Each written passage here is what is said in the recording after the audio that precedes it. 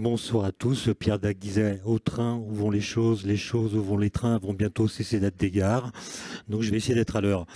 Ça a été un grand honneur pour moi d'être le grand témoin de ces journées. J'ai pris des notes, j'ai beaucoup appris. C'est un sujet, je l'avais dit d'emblée, dont je ne suis pas spécialiste. J'ai compris que l'eau, c'est un vrai sujet, c'est un problème qui se décline à toutes les échelles temporelles, puisqu'on parle de la petite crue intempestive jusqu'à des problèmes qui nous mènent à la fin du XXe siècle. C'est aussi un problème qui intrigue les petites dimensions spatiales avec les grandes.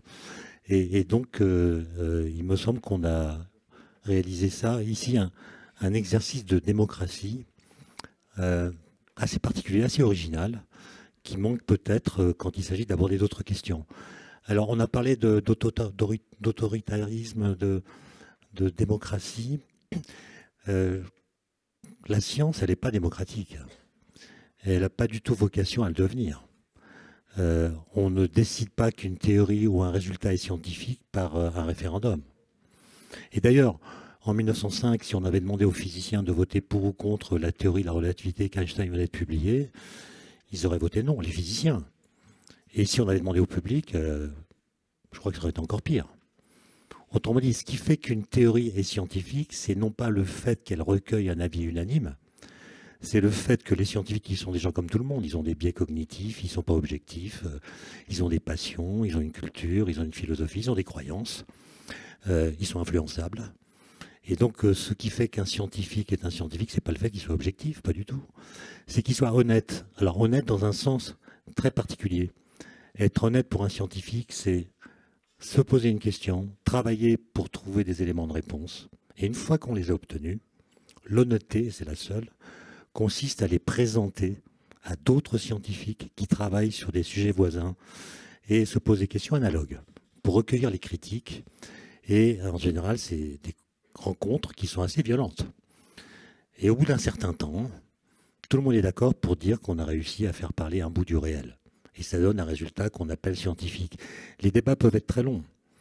Entre l'hypothèse de l'existence de l'atome au 5e siècle avant Jésus-Christ et la preuve de son existence en 1906, grâce aux travaux de Jean Perrin, il s'est passé 2 millénaires et demi. 2 millénaires et demi de discussion. Mais là, on a eu des résultats publiés dans Nature. Et on est parti d'eux d'ailleurs, à propos de l'évolution des glaciers. Et 2 jours plus tard, enfin 24 heures plus tard, des élus, députés, donc à l'échelle nationale, d'autres élus locaux, discutent de la gestion, de la gouvernance. Et il me semble que c'est fondamental. Donc la science n'est pas démocratique, mais elle est républicaine, au sens propre du terme. C'est-à-dire qu'elle est affaire publique. Les connaissances scientifiques doivent pouvoir circuler dans une république à la française, non communautariste, sans rencontrer d'obstacles idéologiques, politiques, religieux ou autres. Et il me semble que, voilà, pendant cette journée, enfin ces 2 jours, nous avons pratiqué de façon républicaine l'intrication qu'il y a entre la science et le politique. On a débattu, mais avant de débattre, on a écouté les scientifiques. Et débattre, j'ai appris ça il n'y a pas très longtemps et ça m'a marqué, l'étymologie du verbe débattre remonte au XIIIe siècle. Débattre, c'est un verbe qui désigne ce qu'il faut faire pour ne pas se battre. Voilà. Débattre, c'est s'empêcher de se battre. C'est-à-dire s'asseoir, discuter, s'interdire les arguments d'autorité et pratiquer ce que Paul Valéry appelait, non c'est Bergson, pardon, Bergson appelait une politesse de l'esprit. On s'écoute sans s'interrompre et à la fin, on voit ce sur quoi on est d'accord et ce sur quoi on n'est pas d'accord. Et si on veut se battre, on se battra. On se battra en sachant pourquoi on se bat et en ayant discuté. Et je trouve que cette expérience, dont je ne connaissais pas d'équivalent, c'est la première fois que je vis ça, est tout à fait dans la lignée de ce qu'on avait recommandé lors d'un manifeste qu'on a rédigé après le colloque de l'école des Ouches dont j'ai parlé en mai 2023, c'est-à-dire voilà, écouter les scientifiques, apprendre ce qu'ils savent et aussi ce qu'ils disent ne pas savoir, il y a une marge d'incertitude. Et à partir de ce qu'ils nous ont dit, de discuter de ce que nous voulons faire en tenant compte de ce que nous savons. Voilà. Et vous l'avez fait ici à propos de l'eau, j'ai été surpris par le nombre de personnes qui sont venues assister aux discussions. J'ai observé qu'il n'y a pas eu de polémique. Il y a eu des discussions, mais il n'y a pas eu de violence verbale. Et ça me semble tout à fait exemplaire. Et ça rompt avec l'image qu'on a dans les médias de ce que sont les discussions autour des technologies d'une façon générale. Moi, j'observe que dans les médias, il y a une très forte décorrélation entre la militance et la compétence. Voilà. C'est-à-dire que le seul fait d'être pour ou contre, quand je parle de militance, c'est pour ou contre. Pour le nucléaire, contre le nucléaire. Pour l'intelligence artificielle, contre l'intelligence artificielle. La militance, elle se passe dans les deux sens.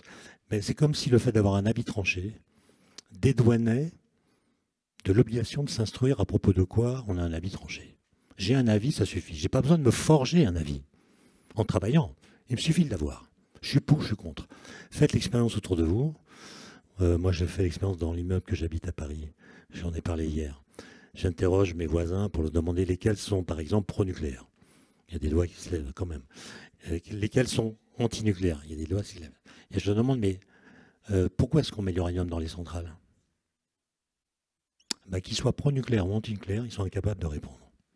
Autrement dit, ils ont une militance qui est complètement indépendante de leurs compétences. Or ici, on a vu exactement le contraire. Toutes les prises de parole, qu'elles soient dans les tables rondes ou bien de la part du public, étaient argumentées à partir de connaissances ou bien d'une expérience ou bien d'une responsabilité. Et c'est pourquoi, outre le fait que je remercie les organisateurs qui ont travaillé en très peu de temps, ils ont monté ce colloque en quelques mois. J'ai déjà organisé des colloques, ça m'a toujours pris au moins 2 ans. Ils l'ont fait en quelques mois, c'est remarquable. Et je propose que nous déclarions ce type de manifestation face école et qu'on ait ensemble participé à la première édition d'une longue série. Voilà. J'ai une voix un peu enrouée. En fait, je sens une élévation de température qui est à peu près du niveau de celle que prévoyaient les accords de Paris, mais qui s'est réalisée en une après-midi. Et ça me permet de dire une chose à propos de cette fameuse histoire de décorrélation entre compétences et militance. J'ai participé un jour à un débat sur le changement climatique. Et des gens avaient dit, mais c'est du bullshit, puisque le GIEC nous parle des températures en degrés Celsius. Or, la vraie échelle des températures pour les physiciens, c'est les Kelvin, la température absolue. Et vous savez que 0 degré Celsius, c'est moins 273 degrés Kelvin. Et donc, si le GIEC nous dit en degrés Celsius que la température va passer de, disons, 20 degrés à 22 degrés, ça fait une variation relative importante. Mais si vous exprimez les températures en Kelvin, cette variation relative devient inférieure au pourcent. Et les gens disent, c'est n'importe quoi, il n'y a qu'à parler en degrés Kelvin, et l'élévation de température disparaît. Eh bien, ces gens n'ont jamais eu la grippe. Merci pour votre attention. Merci. Merci Étienne. Restez sur scène, Étienne. Étienne, revenez s'il vous plaît. Je voudrais appeler Christian, Françoise, Damien, Franck. Où est Franck? Laurence. Où est Laurence? Claude, tu viens aussi. Voilà. Je voulais vous présenter l'équipe au complète. Il manque Laurence, non? Franck, arrête de discuter. Franck. Et puis Claude. Ah, voilà. Donc d'abord, je voudrais c'est l'équipe qui a organisé, qui a pensé ces premières rencontres de Combloux, qui nous ravissent tous et qui, on peut le dire, sont un succès. C'est vrai qu'on a parlé librement, on a laissé la parole, on a écouté, on a appris plein de choses. Alors, je vais leur faire un petit cadeau, mais je vais commencer par Laurence, parce que c'est son anniversaire. Aujourd'hui. Alors, vous savez, l'origine du mot Combloux, c'est Comboulalupis. C'est la comble des loups. Donc, et puis à Combloux, il y a autre chose que de l'eau, parce qu'on a bien compris que l'eau venait de chez Monsieur Payex. Alors nous, on a le granit du Mont Blanc. On peut dealer tous les deux. Nous, on a le granit, donc c'est pas mal le granit. Donc voilà, je t'offre un petit loup en granit du Mont Blanc à tous nos organisateurs. Honneur à mesdames. Hop. Donc, qui a été fabriqué par le tailleur de pierre local, Bruno Lorenzio, avec du granit qui est effectivement descendu du Mont Blanc, comme l'eau, m'a-t-on expliqué. Il est descendu et il s'est arrêté à Combloux parce qu'il a trouvé que c'était joli, comme moi. Et il s'est dit, bah, c'est bien, je vais m'installer ici. Et c'est pour ça qu'on l'a. Claude, tu en as... Qui n'en a pas? Claude et Damien, voilà. Voilà, ben je vous remercie et je vous dis à l'année prochaine sur une autre thématique, la forêt, et un petit mot de Claude. Voilà, moi je voulais simplement dire qu'on arrive à la fin de ces 2 journées. Ça a été vraiment 2 belles après-midi. Hein. Je voulais remercier tous ceux qui sont occupés d'organiser ces 2 journées. L'ensemble des intervenants, parce qu'on a eu vraiment des interventions de qualité, et puis le public aussi qui a vraiment participé aux différents débats. Donc merci à tous. Ça a été vraiment un grand moment. Je pense que pour les premières... Les bénévoles aussi. Et puis les bénévoles, oui. Et pour cette première organisation, ça a été vraiment un succès. Et je vous donne rendez-vous à l'année prochaine. Et je vous souhaite une bonne soirée à tous. Juste une demi-parenthèse technique. La totalité des débats et des conférences ont été filmés, questions comprises. Et donc, tout sera disponible sur le site Internet.